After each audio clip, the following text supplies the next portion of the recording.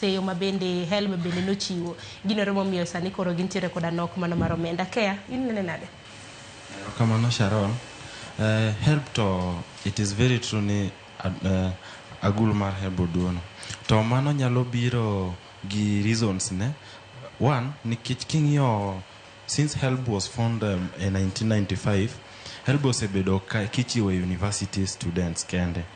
To kanochopo 2018, koro Helb nobedo introduced to TVETs gi colleges kata KMTCs.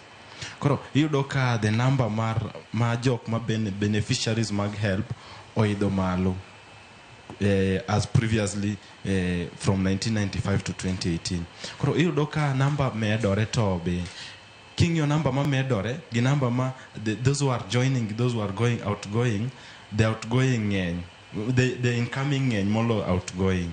Koro the beneficiaries are more than those who are outside the bracket.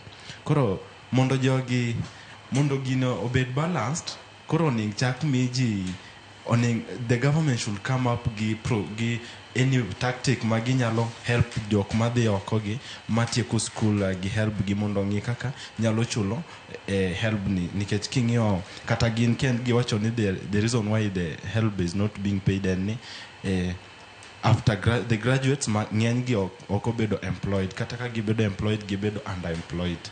Iyudo ni ng'ato chulo BOM 30,000 kata 20,000 ido chulo gi maisha masani economy ni ido chulo Helb sadi don koro ineno ka kanyo tek. Koro apani mano ema increase the rate ma duono mar agulu mar Helb. Hero kama na inya hakene glure ni nene nade